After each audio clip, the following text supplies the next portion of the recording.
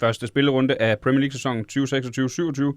Hull City Football Club 2, Manchester United Football Club 0. 2-0 nederlag til oprykkere. Maguire mandsopdækker Mbeumo, og Ahmad glider i Shaws drikkedunker ude med skade i flere uger. Velkommen til den nye sæson. Too far for Ronaldo to think about it. Oh! David De Gea could save the fucking Titanic.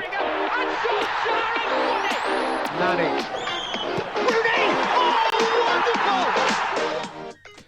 For satan, hvor er alt det lang tid siden, der var i den jingle. Ja. Hvor føles det bare som evigheder siden efterhånden. Nå, så er vi i gang, Mark. Ny sæson. Yep. Kan du huske alt det håb, vi byggede op i løbet af foråret? Ja. Hvordan går det med det nu? Jeg ved det ikke, Simon. Ja, det er væk. Alt er væk. Nå, hvor så du kampen? Jamen, jeg ved ikke, om resultatet var værre, end hvor jeg så kampen egentlig, for jeg så det i et regionalt tog på vej til Næstved. Ja. Og jeg var rasende. En ting er selvfølgelig kampen. Kampen var faktisk det, der gjorde mig mest rasende, men selvfølgelig kombineret med, at jeg sidder i det her fucking lortetog. Og ved siden af... Nej. Fucking lortedag. Og ved siden af... Fucking om der ikke sidder en eller anden lille møgeunge og ser reels uden høretelefoner. Det har han gjort i en halv time. Og efter en halv time, så hiver han et par høretelefoner frem. Jeg har aldrig set dig så rasende, som du er lige nu. Kombineret... Så med han havde nogen? Han havde nogen! Han havde høretelefoner med. Han havde høretelefoner med. Kombineret med den der kamp. Jeg var i så dårlig måde. Jeg var på vej til fødselsdag med min kæreste ned til hendes kusine. Altså, jeg skulle æde mig selv. For bare at være i nogenlunde... Var det en god fødselsdag i det mindste? Der var fadøl, så... det blev udnyttet. Ja. Men ja, der så jeg kampen i et regionalt tog. Ja, jeg så jo kampen for skudt, fordi jeg var i fly på vej hjem fra Thamos. Går jeg stærkt ud fra, det siges. Det ved jeg ikke. Og så kan jeg jo ikke se den live. Og jeg kan heller ikke se den lige, når jeg kommer hjem, fordi jeg skal direkte hjem, og så til Padborg og på et job. Men finder jo så ud af, at den endte 2-0. Og har bare udskudt at se den, så jeg har siddet i dag og sat en 0-2 nederlag til Hull. Eller 2-0 nederlag, det var på udbanen, men til Hull City på. Og bare... Ja. Det er det mest selvskadende, jeg nogensinde har gjort. Og du har gjort mange ting. Og jeg har gjort rigtig mange ting. Ja, shit, mand. Jeg tror helt seriøst, hvis der var en psykiater, der fandt ud af det med min depressionstaget-betragtning, så vil sige, hvis han skal indlægges, den er jo ikke... Altså, han er helt fra den nu. Ja. Nu har han bare begyndt at torturere sig selv. Og det er et sindssygt projekt. Jeg tror, det havde jeg nok ikke gjort. Det er meget dedikeret. Ja, det er også sidste gang, jeg gør det med sådan en... Ja. Og jeg har faktisk mange gange set kampe, hvor jeg godt vidste resultatet, også hvor vi har tabt. Mm. Men så har det været sådan noget, hvor så man også læst, at vi spiller jo egentlig udmærket. Vi kan bare ikke få den ind over stregen og sådan noget. Det her... De kunne have spillet endnu, og vi havde ikke scoret mål. Nej. Det her det er en af de ringeste United-kampe, jeg nogensinde har set. Ja. Og det siger altså meget efterhånden. Ja. Så 2 ting fra kampen. Vil du starte? Ja, altså... det første, synes jeg jo egentlig også er det mest åbenlyse. Altså, vi kan ikke forsvare indlæg, om vores liv afhang af det. Nej. Jeg tror efter... Vi kommer jo egentlig fint nok ud de første 5 minutter. Og så kort tid efter, så har Hull et indlæg, hvor McBurney hætter på mål. Og derfra, så ser de med det samme. De dækker jo ikke op. Ja. Og så pumper de bare bolden ind i feltet. Og så kommer der 2 mål på det. Ja, fuldstændig. Og det forstår jeg bare ikke, man ikke garderer sig bedre imod. Når du ved, de kommer fra Championship, der spiller man forholdsvis primitivt fodbold. Ja. De har en stor takkemand i Ollie McBurney. Hvorfor? Det er vildt det, de kan. Ja. Det bliver deres eneste våben, hele den her Premier League-sæson. Mm. Det var vi ikke klar på. Ja. Så de ville det bare så meget mere end os. Ja. Det var også, har du set i postmatch interview, hvordan Carrick reagerer? For første gang ser jeg ham ikke rolig. Hvor der er en journalist, der spørger, handler det om passion, og han siger, come on. Ja. Og han bliver helt sur. Hvor jeg tænkte, Carrick, du kan ikke få lov til at være sur, hvis du ikke også viser glæde og sådan noget. Det synes jeg ikke klædte ham. Mm. Jeg er ligeglad med, at man siger, it's not about passion. Det kan godt være, det ikke er det, men det må du jo sige, at så må I lige lege med. Det var ikke at forsvare sine spillere, det der. Det var at skabe... Det var som om, han forsøgte at være Mourinho. Ja, det var... Men Mourinho, han er ikke lige så god til det der deflect. Nej, det var lidt et... Jeg synes, det viste en eller anden form for panik. Ja, lige præcis. For første gang, som man ikke har set fra ham. Jeg ved, om det er panik, skal jeg ikke kunne sige, men sådan synes jeg også, det virkede i hvert fald. Ja, sådan virkede det udadtil. Og jeg tror mere, det var sådan et forsøg på, hvad Mourinho er verdensmester i. Ja. Håb på, at det skabte en anden overskrift. Ja. Men lortekamp. Men det var min første ting. Har du en? Ja, jeg vil gerne... og det er faktisk noget, jeg har tænkt i mange sæsoner nu, og det passer godt nu. Vi skal simpelthen stoppe med at sætte alle vores preseason-kampe op mod så gode hold. For det er dem, vi godt kan finde ud af at spille mod. Dem har vi kunne finde ud af at spille mod i mange år nu. Så har vi haft brølerne mod Liverpool og sådan noget. Hvem spiller vi ringest mod i hele preseason?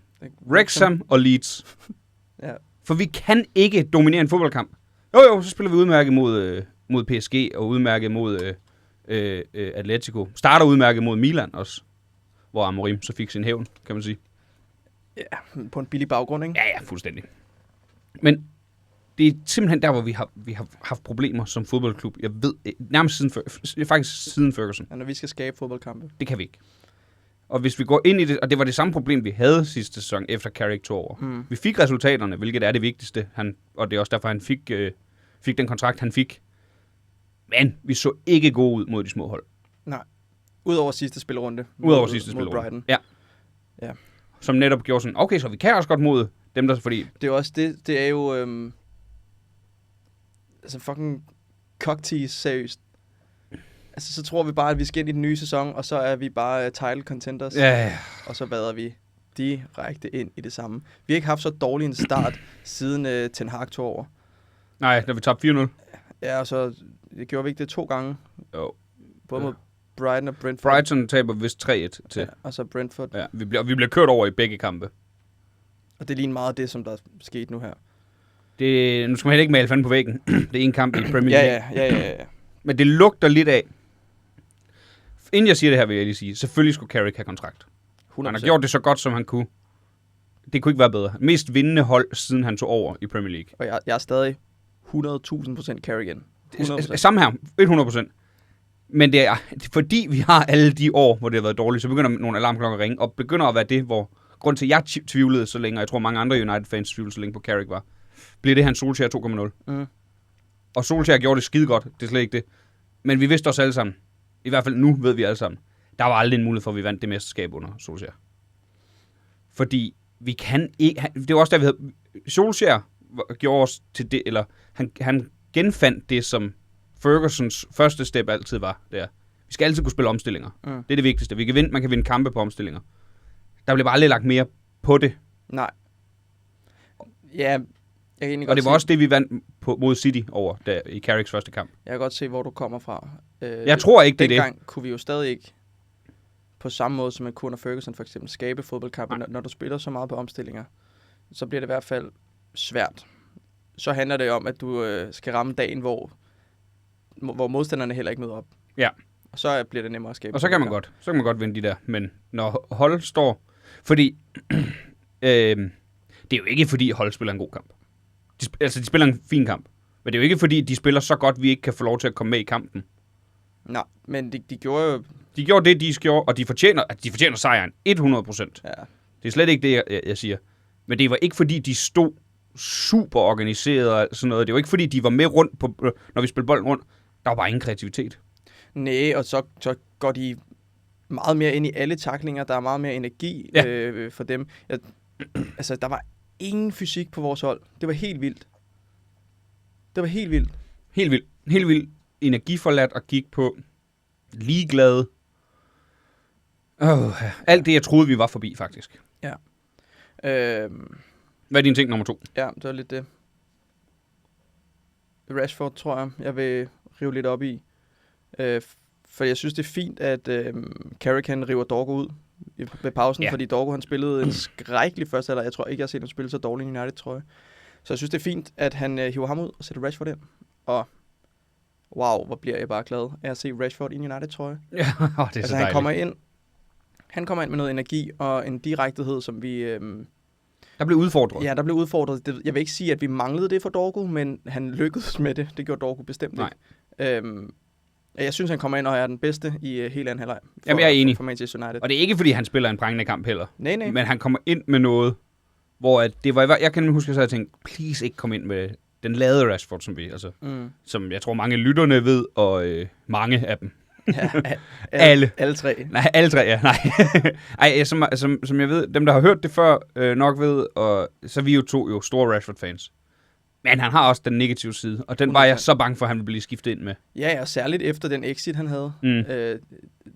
Jeg tror, det er vigtigt, at det er en ny træner, og en træner, som han kender. Ja, og så tror jeg også, at han er landet et sted, hvor han heller ikke har, altså det er fordi, han har altid haft sådan meget måde at være i pressen på, meget bipolar. At han er enten rigtig, rigtig, rigtig glad, eller virkelig, virkelig ked af det. Altså, hvor nu tror jeg, han er bare landet sådan et mellemsted. Han er nom. Jeg tror ikke, han er det, men jeg tror, han har forstået, at det er sådan, han skal være hele tiden. Ja. Fordi hvis han er, når han har det der med at snakke om, at den der boss, der er på Old Trafford og sådan noget, som vi alle sammen elsker at høre ham sige, så når han så gør det stik modsatte, så tænker man, men det kan du ikke have ment. Altså, hvor han nu virker mere kontrolleret, mere rolig, og netop bare altså nu er det jo helt vanvittigt i den her podcast, jeg skal sidde og give Jamie Carragher ret, men hold kæft, har du set det der fra The Overlap, hvor at Gary Neville tager sine briller og siger, Marcus Rashford, what do we think? Og så Jamie Carragher bare siger, oh, please shut the fuck up. Can we talk about something else than Rashford for a change? Og så Rashford deler det på Twitter og siger, thank you. I just want to keep my head down and play football. Without my name being mentioned all the time. Det har jeg ikke engang set. Fuldstændig fantastisk. Og så han siger netop, at det var det samme med Trent, som jeg kunne mærke, det var en frustration, han havde haft på vegne af Trent. At det der med de sorte engelske fodboldspillere, de kan bare ikke få lov til at bare spille fodbold. Rashford er kommet tilbage, og så skal de skal vurdere ham, inden sæsonen overhovedet er i gang. Ja. Men det er jo det, de gør. Det er jo det, The Overlap er. Ja. Det er også blevet irriteret. Jeg ser det heller ikke mere. Nej, jeg synes, det er hyggeligt. The Overlap synes jeg er hyggeligt at høre om gamle anekdoter og sådan, men jeg bruger det da bestemt ikke til, til analyser. Nej, det kan man overhovedet ikke. Und so weiter. Men ja, det var min anden ting. Ja, jeg vil netop sige i forbindelse med, og det her det falder på klubben overhovedet ikke på Rashford. Det tæller ikke som at hente en 9'er og give Rashford nummer 9. Det håber I er klar over. Det har der altid gjort.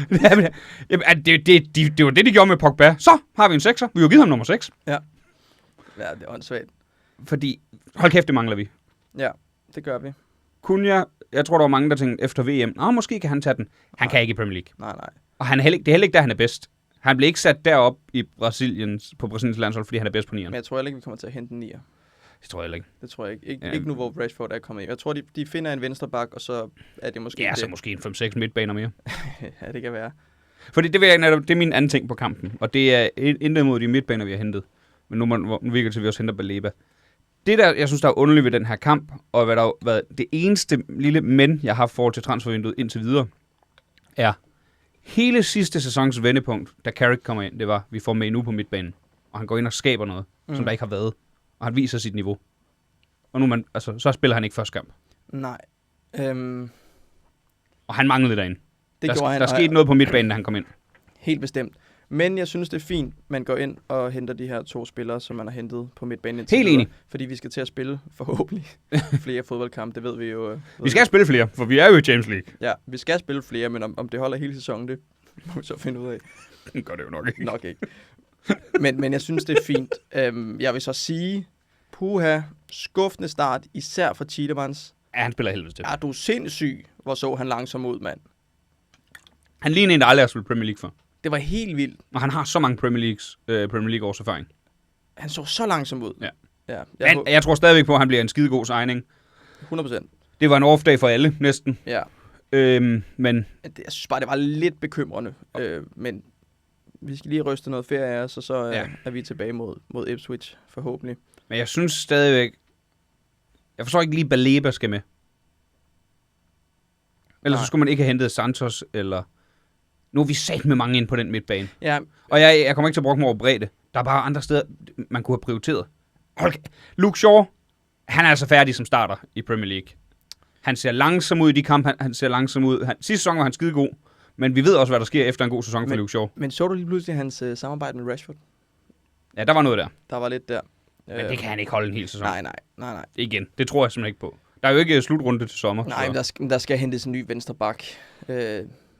Det skal der uanset hvad, for det går heller ikke, at så vikarierer man med Mazraoui eller Dalot. Ja, vi er simpelthen for stor en klub til at blive ved med at have højre ben på den venstre bak. Ja, jeg er meget enig. De kigger jo lidt på Alejandro Balde. Ja. Det ved jeg ikke, hvad jeg synes om, må jeg indrømme, fordi Jeg han har været rigtig god i Barca, men han har været ude med en skade. Ja. Og jeg er meget nervøs. Jeg ved ikke, om det var en korsbåndsskade. Det tror jeg måske, det var.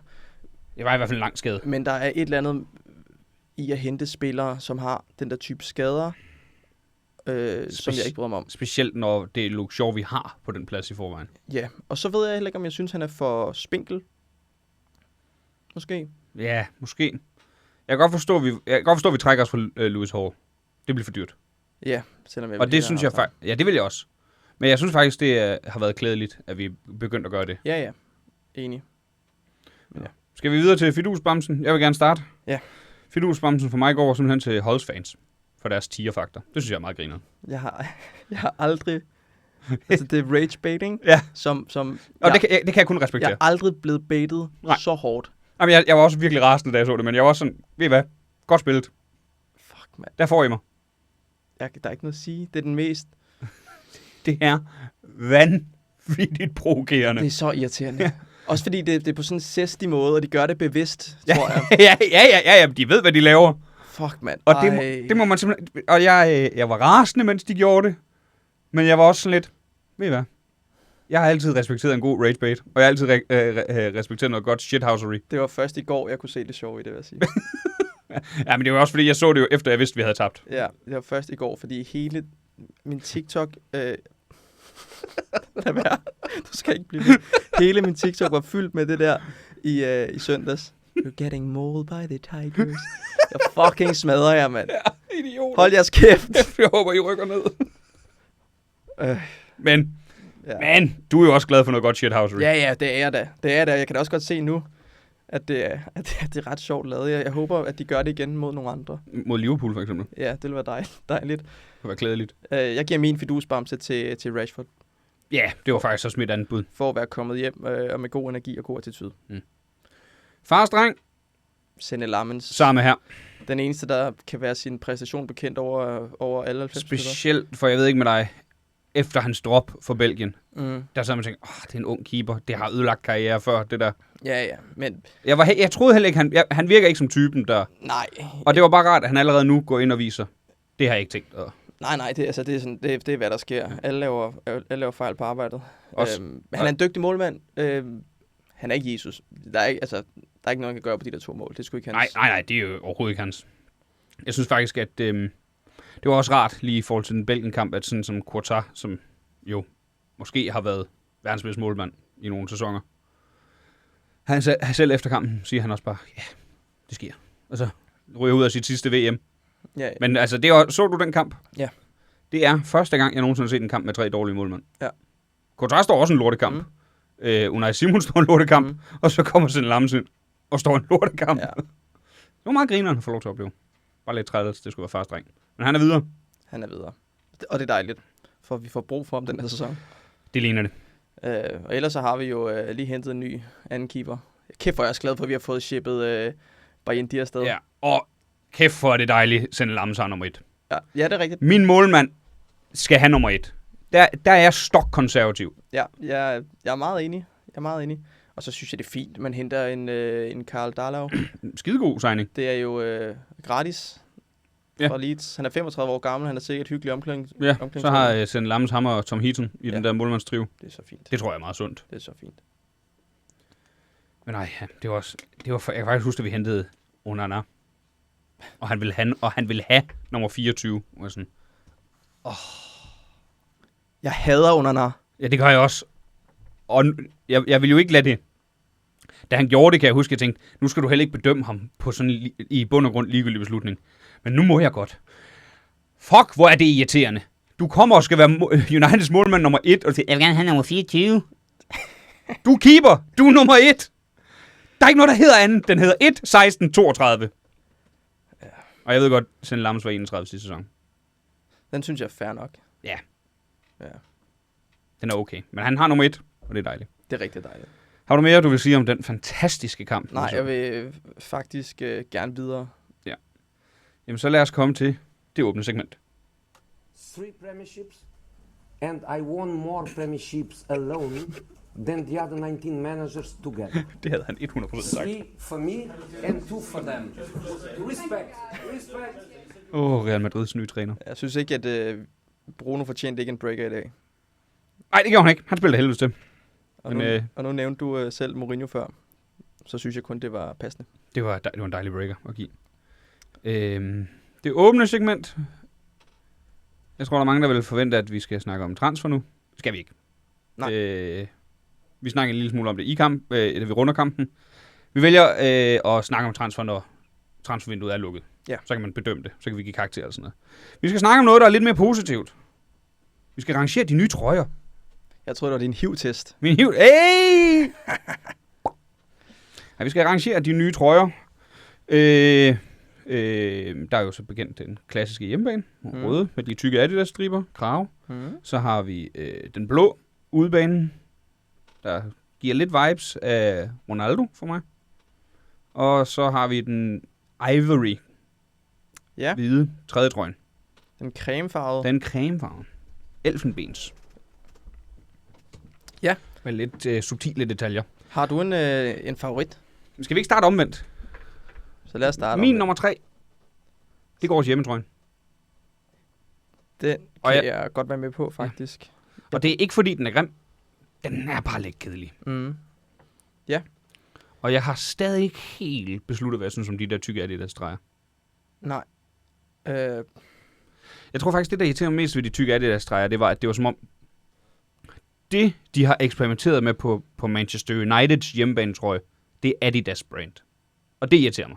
Så det er ikke fordi, de tykke streger som sådan er grimme, synes jeg. Jeg synes, det der er det nye spændende på trøjen, har ikke noget med klubben at gøre. Nej. Jeg kan sådan set godt følge dig. Nu sidder jeg lige her og kigger på dem, for at se, hvad jeg ikke kan lide ved dem. Og jeg kan ikke lide, at striberne stopper ude på ærmerne. Så synes jeg, man skal købe dem hele vejen ned. Ja, det er jeg meget enig i. Det er også åndssvagt. Det synes jeg er irriterende. Men er det fordi, det stopper der, hvor den her gør? Jeg har jo den der grønne stribe. Men det er jo fordi, det er jo her, der skulle være et Premier League. Sådan. Ja. Og så fortsætter men her fortsætter de jo også bagefter. Ja, men it rubs me the wrong way. Må jeg simpelthen bare indrømme. Jeg skal lige finde den blå. Hvorfor kan jeg ikke finde den blå? Der. Og jeg kunne også godt have tænkt mig, at man havde kørt det gamle Adidas logo, som er på udebanetrøjen. Det er generelt bare det fedeste Adidas logo. På alle 3 trøjer. Ja. Jeg prøvede mig ikke så meget om det der Adidas. Det der. Nej. Prøv at forestille dig den her trøje med det gamle Adidas logo. Det havde været ekstremt fedt. Det er en gammel lyd, vi lige hørte der. Ja. Jeg slukker lige den her. Jeg tror, det er den, der gør noget. Hvad foregår der? Er det aliens? Højst sandsynligt. Ja. Nå. Så den røde hjemmebanetrøjen. Nummer 3. Men stadig fornuftigt bud. Fin trøje. Altså, det er slet ikke det. Jeg synes, overordnet set har vi faktisk haft nogle gode sæsoner med trøjer. Ja, jeg elsker kraven. Kraven er lækker. Jeg elsker kraven. Jeg elsker krav på min fodboldtrøje. Ja. Og det er en lækker krav. Det er det. Så nummer 2. Ja, altså jeg kan rigtig godt lide begge to. Det kan jeg nemlig også. Og jeg kan rigtig godt lide på tredje trøjen, den cremefarvede der. Kan enormt godt lide, at det hele er centreret, og at Snapdragon... teksten. Ja, er væk. Men har du hørt det mest irriterende ved det? Hvad er det? UEFA har jo regler om, at sponsoren skal være det samme på alle 3 trøjer. Så der kommer til at stå Snapdragon på den trøje, når vi skal spille Champions League i den. Det er meget irriterende. Det er sygt irriterende. Fanden skal jo UEFA blande sig i... Er det ikke fuld... Ja, altså, det er sådan noget Djøf-pis. Ja. Men det er jo ikke... Det kan vi ikke give Adidas og United skylden for. Nej. Det er sådan der. Jeg synes nemlig også, de to trøjer, vi skal til at rangere, det er 2 af mine favorittrøjer for nylig. Ja. Ej, men prøv nu at tænke, hvis på tredje trøjen, det ikke havde været det nye, altså det normale Adidas logo, men det havde været det gamle. Det havde været fedt. Fuck, den havde været... Men den er sprød, og jeg ligesom dig, jeg er vild med, når det er centreret. Ja, jeg kan godt lide det. Jeg kan godt lide, og specielt når et logo er i midten. Og det er bare djævlen, der er på den, er det ikke? Jo. Og det synes jeg også er fedt. Ja. Jeg kan godt lide, når vi har de logoer, hvor det er bare djævlen. Men jeg vil så sige, når alt kommer til alt... Jeg er til den blå. Det er også. Jeg synes, den er fed. Ja, og den skriger Champions League. Og det er Manchester United-logo. Ja. Og den gamle Adidas. Og, Ja. Ja, så den hvide elfenbens creme, hvad end man har lyst til at kalde den får andenpladsen. Ja. Og for mange sæsoner havde den nok fået nummer 1 for mig. Mm. Det er kun fordi, jeg synes, den blå er så fed. Også de der subtile detaljer, der er i striberne. Sådan, og, altså, eller ikke i striber, men de der subtile striber hedder det. Jeg synes virkelig, den er lækker. Den er lækker. Og den skal jeg i hvert fald have. Med? Det kan godt være farstreng.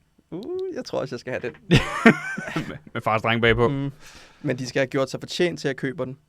Det bliver, når vi har siddet henne på grisen. Nå, det er ligesom din gunja. Ja, og drukket os en kæppe i øret, og så på vej tilbage her. Så er jeg lige forbi Unisport. Ja. Det bliver sådan. Men jeg er ikke helt sikker på, at jeg skal have hjemmebane. Men fordi den er lidt kedelig. Ja. Ej, jeg skal have den der. Ja, den blå. Ja, der skal Rashford bagpå. Rashford. Hvad synes vi om, han har fået nummer 9? Jeg kunne faktisk bedre lide 14 til ham. Ja. Som der gik mange rygter om, han skulle have. Jeg er ikke sur på nummer 9. Jeg er ikke sur på det. Jeg synes, han fortjener et nummer, som du ved er et af de der traditionelle startnumre, eller hvad man siger. At han ikke er en 9'er, og det ikke just taler ind i narratid om, han ikke er 9'er. Så meget generer det 9'er mig. Det er primært nummer 1, der virkelig irriterer mig. Og så har jeg engang set en centerforsvar, der havde nummer 7. Det irriterede mig også helt vildt. Det synes jeg fucking sejt. Maguire nummer 10. Harrinho? Altså, han er jo nogle gange bedre på bolden, end Cunha. Det var han forleden. Ja. Nej, det var han ikke. Der var ikke nogen, der var god på bolden. Nej. Det er måske sat lidt på spidsen. Sat lidt på spidsen. Ja, så er det. Men Tielemans har fået nummer 18. Overtager det fra Kasse. Det virker perfekt. Ja. André Santos, nummer 17. Brasilianer på midtbanen med nummer 17. Det har vi ikke gode erfaringer med. Nej. Fred, hvad er med det? Haha. Ja, nu er McTominay her ikke til at... Nej. Det er muligvis en ringeste midtbanekonstellation, vi har spillet fast med. McFred? Ja. Ja, det var godt nok dårligt. Og Martic bag dem. Ja. Satan. Ja, det var ikke så godt. Men, så har vi arrangeret de trøjer. Så skal vi til bytur. Nej, det skal vi ikke. Vi skal til XI. Det var fordi, jeg kom til at læse byturs XI. Ja, men først så får du lige den her. And a lot of times I use the word horny to my play. Ja. Så skal vi have spindet hjulet. Yes, det er dig, der har den. Er vi klar til det? Det kan du tro. Hold kæft, man kan godt mærke i det her studie, at vi er tynget af resultatet. Jamen, jeg er så rasende. Og alene det, at du fucking bragte det der Mauled by the Tigers op, det sidder så dybt. Det sidder så dybt. Nå, vi skal lave startelveren. Ja. Men jeg tror netop lige, det her det skal I jo nok have med derude. Det er, at Mark har jo haft en meget værre fodboldweekend, jeg har. Fordi hans danske hold er FCK. Ja, og vi var på tur i katedralbyen Viborg, hvor vi rendte ind i et... Et 4-0 nederlag. Ja, så. 4-4-4-4-0. Ja. Men... Måske faktisk mit mest hadede sådan fodboldchant overhovedet, det er den der 4-0. Jeg vil ønske, at Danmark kun vandt 3-0 dengang. Det er så pisse irriterende. Der bliver scoret til 1-0 inde i parken i en fucking hver anden fodboldkamp, og så begynder de bare at råbe 4-4-4. Hold dog jeres kæft. Men det er derfor, jeg kan lide den, fordi den er så dum. Det er så... Det er så fjollet, det er så åndssvagt. Og det har jeg jo en svaghed for. Ja. Og det giver bare billedet af, at man er utaknemmelig ved 1-0. Det synes jeg er meget sjovt. Ja, jeg synes, det er pisse irriterende. Men vi skal til hjulet. Ja.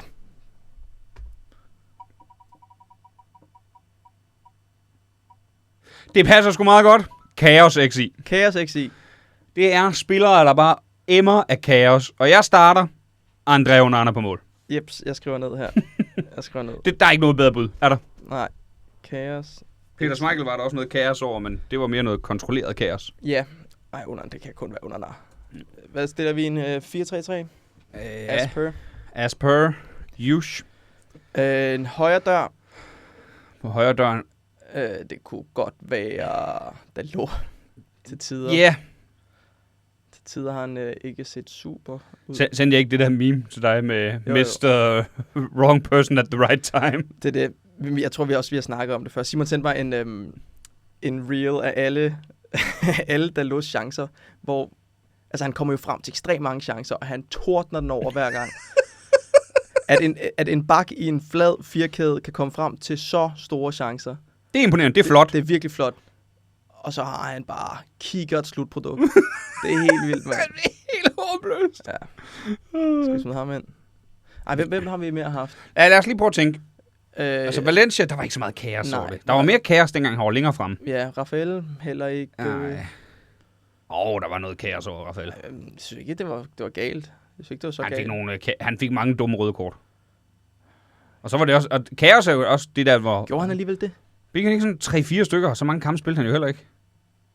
Det kan jeg sgu ikke engang huske. Han fik det i hvert fald i en Champions League semifinal mod Bayern. Op midt på banen, Ja. hvor man tænkte, hvad laver du? Ej, det kan næsten ikke være andre end Dalot. Det må være Dalot. Men det er fordi, det jeg mener med at Rafael, det er også lidt det der med sådan en højre bak. Så kommer han op på kanten af feltet og sparker den op i hjørnet med venstre mod Liverpool. Det er da også noget kaos over. Ja. Men lad os bare lande på Dalot. Ja. Den kan jeg godt komme med på. Skal vi have et stopperpar? Jeg synes jo, Maguire skriger kaos. Synes du det? Fra i hans dårlige perioder. Jamen, når han er dårlig, men vi Og har jo, i den her kamp står han og mandsopdækker Mbeumo. jamen, vi har også en Rojo, for eksempel. Jamen, der er jo også plads til 2. Nu smider jeg bare nogle... Ja, lad os smide nogle bobler. navne i puljen. Phil Jones, det var der også noget kaos over. Ja, det var der. Erik Bailly. Ja, det var kaos. Det var kaos. Ja, Bailly, han skal, det er rigtigt. Okay, så smider jeg lige ham på. Sådan en reel med ham i dag. What could have been? What could have been. Han var også god, når han var god, men det var ikke ofte. Nej, så han ødelagte skader. Ja. Så vi smider Bailly ind. Bailly. Ja, det er Rojo over Maguire i hvert fald. Ja, vi kan i hvert fald starte med at smide Rojo på, og så hvis ikke vi finder en venstre bak, så kan vi smide ham derud, for der spillede han også lidt. Jamen, jeg har sådan lyst til at sige Alexander Büttner på den venstre bak der. Büttner? Det var den underligste signing. Det var helt tydeligt en hollænder, der var hentet, fordi vi har hentet Van Persie. Ja, men var han så kaos, var det? Han spillede heller ikke så meget igen.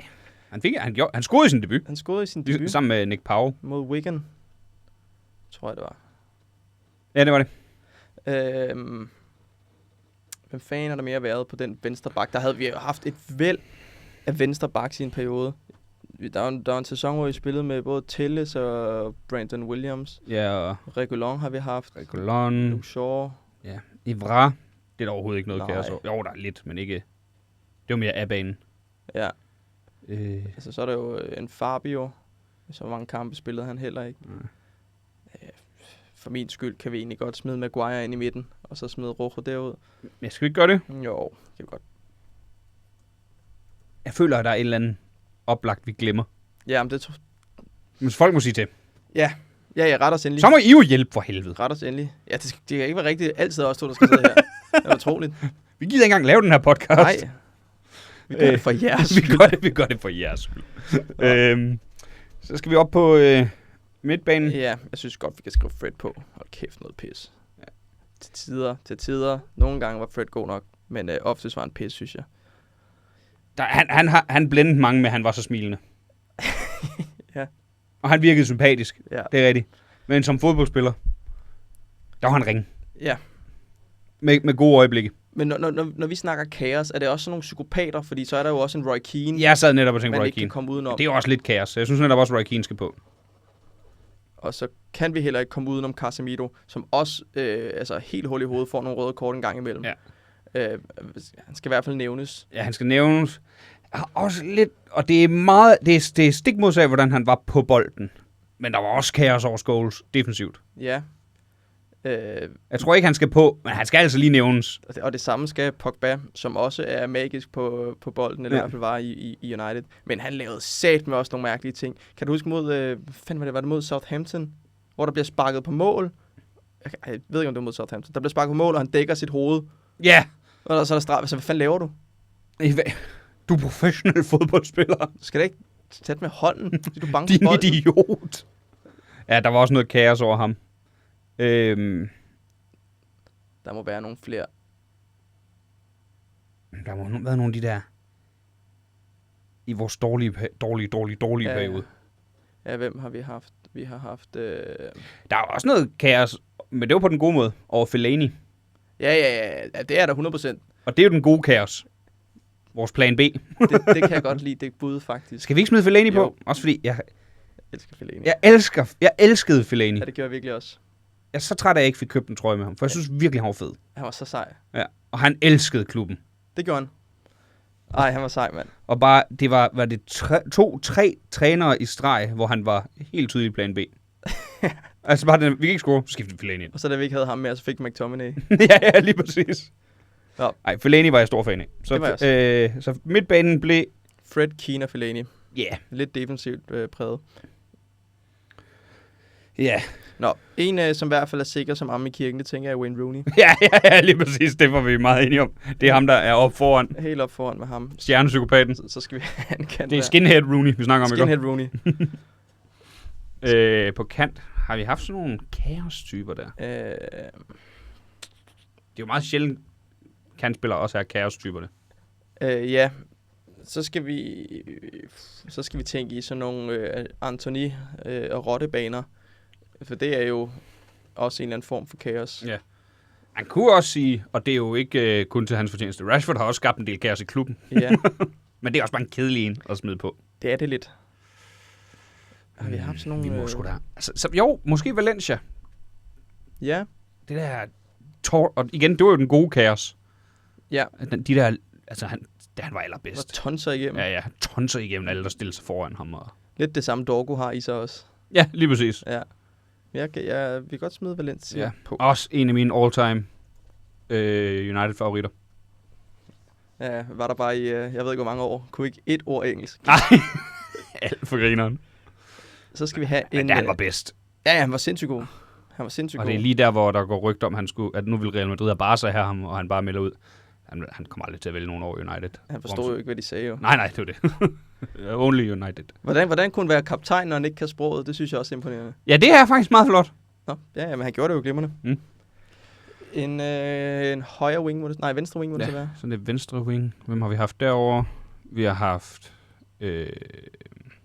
Alexis. Ja, det var ikke så kaosagtigt. Det er jo uden for klubben, eller uden for banen, er det. Men...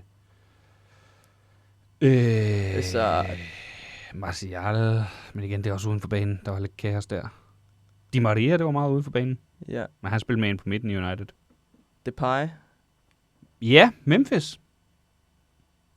Jeg føler, han var sådan lidt... Han var lidt en kaotisk type. Ja. God på bolden. Sindssygt god på bolden. Den der kamp mod Midtjylland. Det er mod Midtjylland. Ja, men det var bare vidunderligt at se. Ja. Også for Rashford. Ja. Kommer han laver 2. Ja, efter han skal kun spille, fordi Martial bliver skadet. Ja. Og så skal han også spille Premier League-kampen efterfølgende. Martial? Jamen, det var det, jeg sagde, men er det ikke meget ude for banen, der var kaos med ham? Jo, men jeg ved heller ikke, hvor kaotisk det er bare at gå rundt og... Ja, det er jo ikke så kaotisk, Nej. det er bare irriterende. Ellers så skal vi smide Valencia ned på midtbanen, så spiller vi 4-4-2, så får vi en højre midt, og så har vi endnu en angriber. Fordi vi har jo en Zlatan Ibrahimovic også. Ja, det er der også noget kaos over. Og en Cantona. Ja, Jesus! Ej, det er godt med Sudiger her. Han har slået os ihjel. Ej, han må da være enig i, at Cantona... Nej, jeg mener, han har slået os ihjel for ikke at bare nævne ham med det samme. Okay, ja. Jamen, så har vi vores hold. Ja, så hvem spiller ud på venstre og midtbanen? Jamen... Der smider vi Fred ud. Ja, eller så spiller vi bare med... Og en 10'er. Eller vi spiller med en bred targetman i Fellaini. Eller skal du høre en woke holdopstilling? Ja, tak. Så har vi en tremandskæde nede bagerst, bestående af Bailly, Maguire og Rojo. Og så har vi nogle wingbacks bestående af Valencia og Dalot. Så har vi en tremandsmidtbane, Fred, Keane, Fellaini, og så op foran Rooney og Cantona. Ved du hvad? Så vi spiller Fellaini på 10'eren, bare for at gøre det mere kaosagtigt. Så gør vi det. Nej, ved du hvad, vi bytter om på Cantona og Fellaini, så Fellaini rører op foran, og Cantona ligger på 10. Ja, tak. Ved du hvad, der var den. Det er Chaos XI. Og den får lige sådan en her. Nej, ved du hvad den får? Den får sådan en her. Ja, en af hver. Det er måske meget godt. Fordi der var noget fedt over Chaos også, men... Ja. Jeg ville godt have haft det her hold til at spille i lørdags. Ja, det har været bedre. Ja. Nå, så er vi nået videre til en quiz. First captain is Wayne Rooney, and the second captain is Michael Carrick. And last year, the third captain was Mr. Mike Smalling. Chris, could I? Oh, Chris, sorry. Det er så dårligt. Jeg elsker journalisten, der retter ham uden at rette ham. Ja, Der bare henvender sig til Chris Smalling. det er så dårligt. Og hvad er det, han siger? Shirt captain? Nå, third. Third captain. Ja. Ja. Jeg ved ikke, hvad han siger. Det er meget svært at forstå. Den er Tykke hollandske Ja. accent. Vi er tilbage med sæsonens første quiz. Woo! Og der er jo tradition tro præmier på spil. Du kan vinde en af følgende 3 præmier. Okay. I forbindelsen med opførelsen af New Trafford, vores nye hjemmebane, der skal stå klar her om 4-5 år, så har jeg været på inspirationsrejse her over sommeren til Napoli, for at se deres stadionsfaciliteter og se, er der noget jeg kan tage med derfra, ligesom give til klubben. Og spoiler alert, det er noget gammelt lort.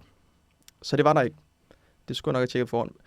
Men jeg kommer hjem med en super fed McTominay-souvenir, som man rigtig gerne vil vinde. Så har jeg også snakket med en fyr, der hedder Rob Sorton. Jeg ved ikke, om du kender ham. Det siger mig et eller andet. Han er Head of Hospitality i klubben. Og han er kæmpe fan af podcasten. Nej, det er han vel ikke? Jo, han er. Men det er lidt urealistisk, for han er mest fan af Masud. Det falder ikke. Okay, så tror jeg ikke på det her. Men han vil i hvert fald gerne give en boks til hjemmekampen mod City den 13. september, og selvfølgelig inklusiv fly og hotel. Og så det sidste, det er en iskold Faxe Kondi. Okay, Så det er en af de 3, og det er selvfølgelig men den er iskold. Den er iskold. Iskold, så den er ikke meget værd. Den er helt frossen. Den er helt frossen. Ja. Brusen er væk. Brusen er helt væk. Det er en skub op is. Det er faktisk ret lækkert. Så nu drejer jeg.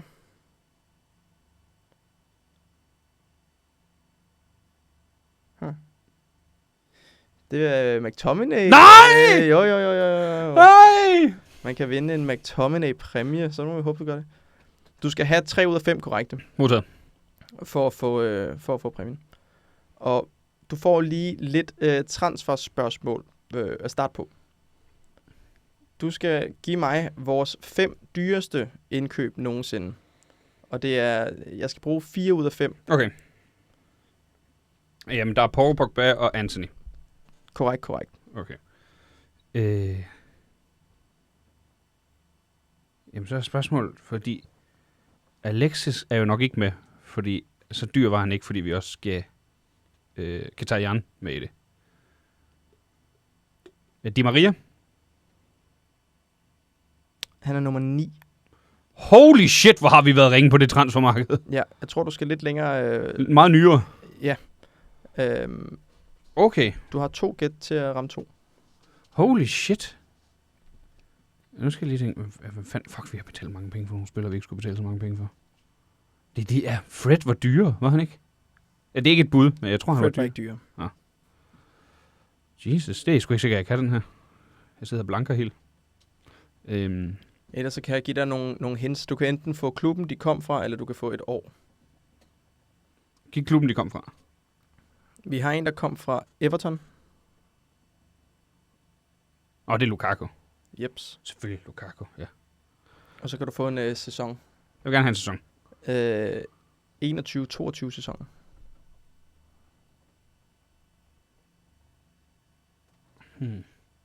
Der er en fra 21-22 sæsonen, og der er en fra 19-20 sæsonen. Det er henholdsvis nummer 3 og nummer 4 på listen. Okay. Ja, det er ikke Bruno. Så dyrt blev han nemlig ikke hentet. 19... Er det Martial? Nej. Nej. Hvem fanden er det der? Martial han kommer også helt tilbage i sådan noget 15-16. Gud ja. Jesus, fuck Det er jeg har ingen forståelse for tid mere. Harry Maguire, Ja! nummer 3, blev købt for 87 millioner euro. Ja. Det er omkring 80 millioner pund. Rigtigt, ja. Det er Og fuldstændig... Jadon Sancho Hvor gør det ondt at høre det her. til 85 millioner euro. Så det er... Den går Anthony, Paul Pogba... Paul Pogba til 105 millioner Ja, euro. undskyld, jeg er omvendt. Anthony Pogba. 95 millioner euro. Maguire Maguire. 87. Sancho 85. Lukaku 84. Og så hedder den så Højlund, Šeško, Mbemo, Di Maria, Cunha. Som alle sammen ligger inden for 80 til 74 millioner euro. Kæft, hvor har vi været ringe på det transfervindue, Ja, mand. og for at vise, hvor ringe vi har, så er næste spørgsmål, at så skal du give mig de 5 spillere, vi har solgt for mest Nogensinde. nogensinde. Ja, det er Ronaldo. Ronaldo nummer 1. Igen 4 ud af 5 for point. Ronaldo nummer 1. Ronaldo nummer 1. Vi får jo ikke så mange penge for vores spillere.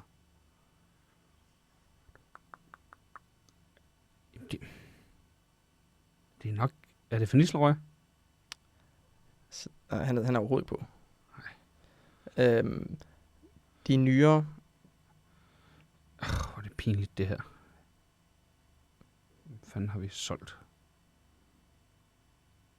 Du kan godt få nogle destinationer. Ja, du må godt give nogle destinationer. Der er en, der røg til Inter. Nå ja, Lukaku. Han er nummer 2 på listen. Ja. Og fik vi alligevel så mange penge for ham? Det var da altid noget. Ja. Hvad fik vi for ham, må jeg lige høre det? 74 millioner euro. Det er noget af det flotteste, vi har gjort. Ja. Det er ikke det. At det, altså, vi betaler jo også meget for ham. Men... Så kan du få en sæson, hvor vi sendte en afsted. Ja. Det var sidste sæson, 25-26.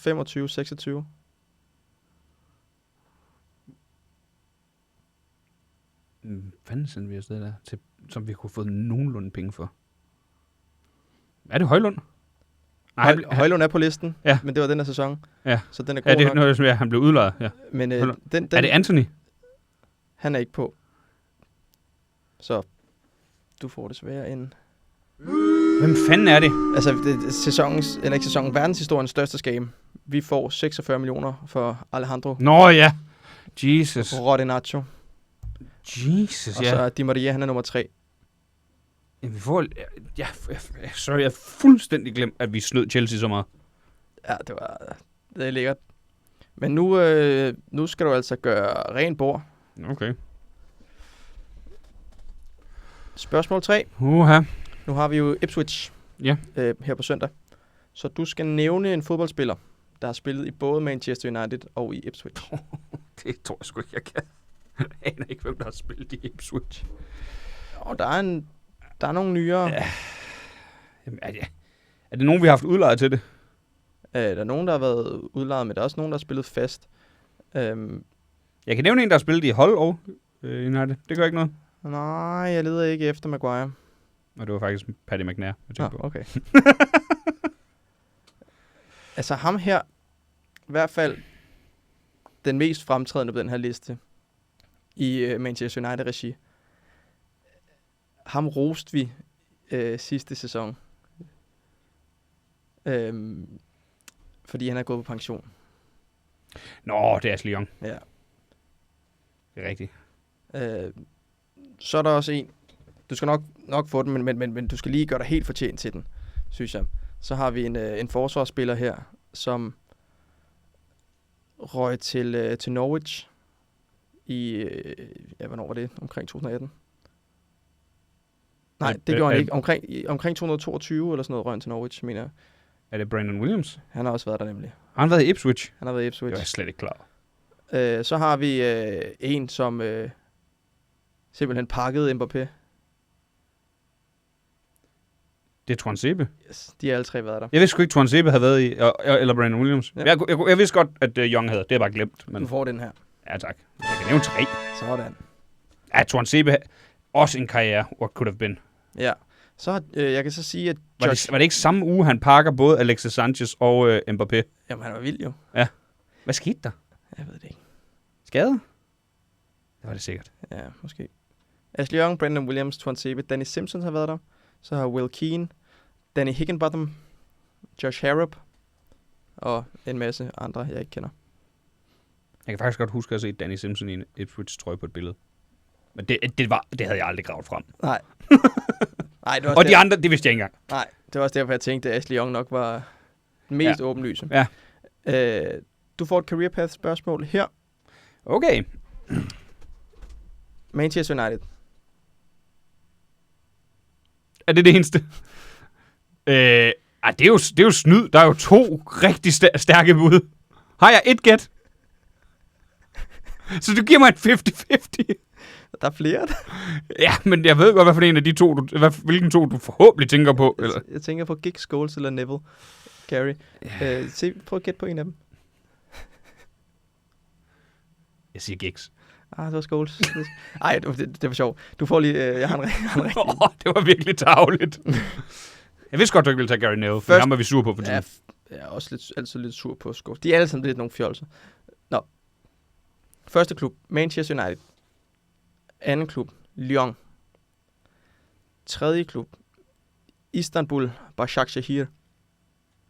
Og fjerde klub, Botafogo Så han starter i... United. Han slutter i Botafogo. Han er United fra 8 til 15. Og så rykker han til Lyon fra 15 til 20.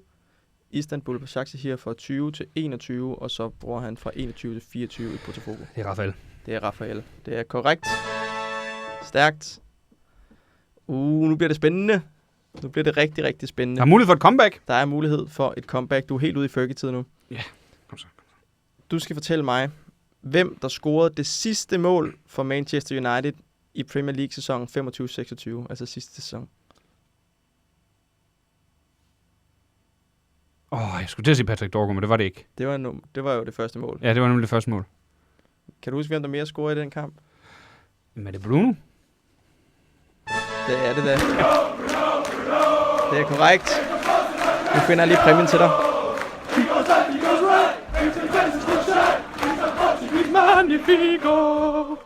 Prøv at se her. Jeg har jo... jeg fik fat i Scott. Du fik fat i ham? Fan, som havde en kiosk. Scotts fan. Og han solgte den her magnet. Den er sej. Det er Max Ors. Hold kæft, mand. Min kæreste, hun er jo også United-fan, og hun elsker McTominay, så det her, den kommer direkte op på køleskabet. Prøv at fan et af de der derhen. Ja. Jeg går hen. Sig noget til dem, Mark. Han viser lige, hvor flot den er. Det kan man overhovedet ikke se. Prøv at tage lys på. Okay, rigtig se, hvor flot den er.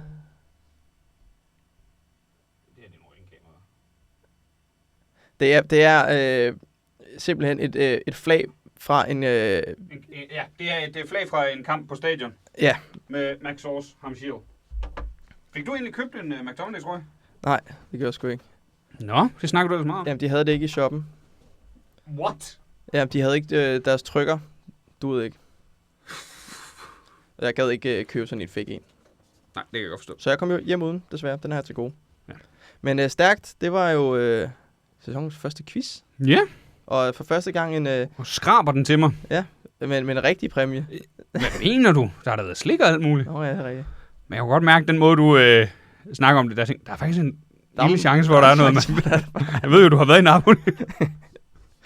Ja, men jeg og den er jeg fandme glad for. Ja, det er godt.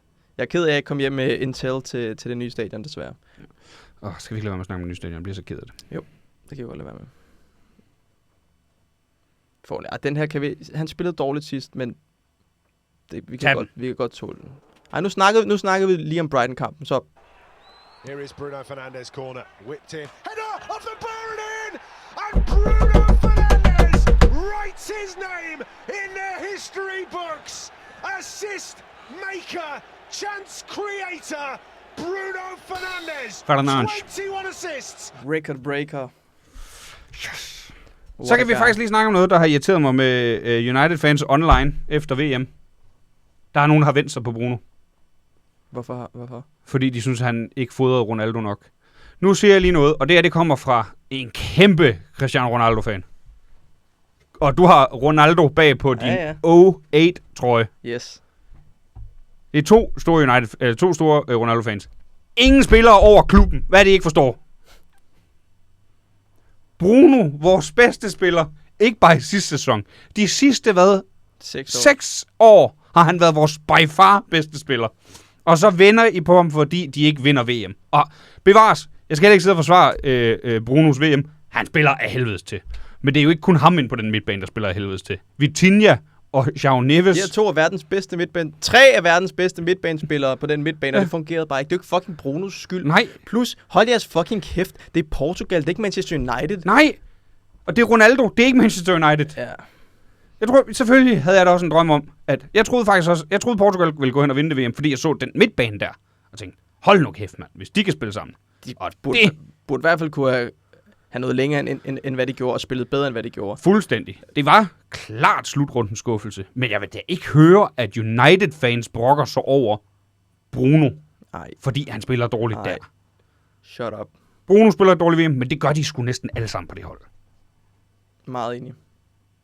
Og det har ikke noget med United at gøre. Nej. Jeg er bare træt af at se, hvor mange der sådan lige pludselig har vendt sig på vores bedste spiller. Ja. Han er vores bedste spiller, siden Ferguson stoppede. 100%. Altså ikke engang tæt. Også dem, der var med til at vinde det. Jo, siden Ferguson stoppede. Jo, Ja. Han er ikke bedre, end Rooney var på sit bedste. Nej. Men han er bedre, end Rooney var efter det var Ferguson netop stoppede. Rooney, jeg sad Ja. og tænkte på. Men ja, det er sådan set enig i.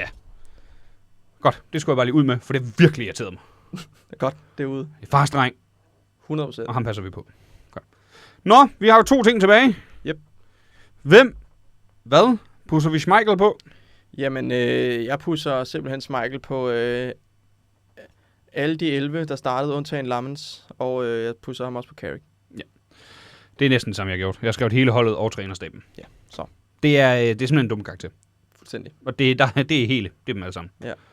Og så der er ikke så meget mere at snakke om der. Det var bare for dårligt. Så hvad skal have en tommel op Det skal Rashford.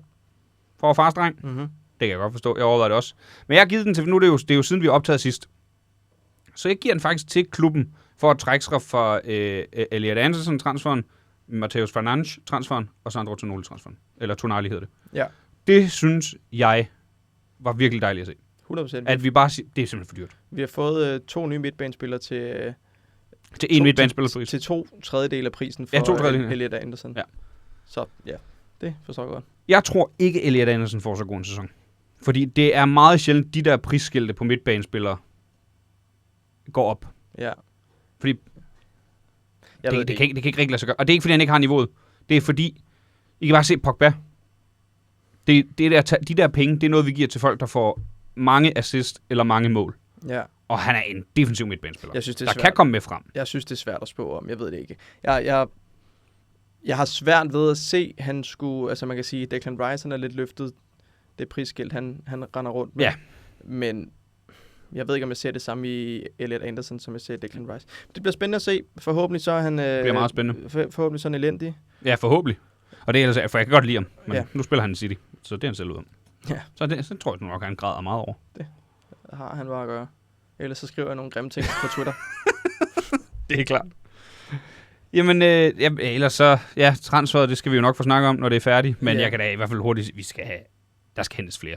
Og der skal også hentes mere end bare en venstreback. Ja, det skal der nok. Det bliver der nok ikke. Skal vi slutte af på lige at gætte et resultat? Mod Ipswich. Vi spiller jo på søndag. Ja. Hjemme mod Ipswich. En hjemmekamp. Skal vi Spiller bare sige 0-2 Ipswich, eller Vi spiller 1-1. 1-1? Ej, vi skal sgu nok vinde. Vi kommer til at vinde. Vi vinder 2-0 på søndag. Jeg håber, du har ret. Jeg tror sgu, det bliver en 1-1. Jeg så ikke noget, der lignede, vi kunne. Hvem scorer vores indmål? Det går Rashford. Rashford scorer. Jeg siger... Kun jeg laver en, og Mbemo laver den anden. Det tror jeg. Så. Tak fordi I lyttede med ovenpå den pissefede kamp. Sæsonen er i gang. Ja. På rigtig Manchester United-vis. Vi lyttes ved, du. Det gør vi. Moin. Det var meget sejt. Dobbelt moin.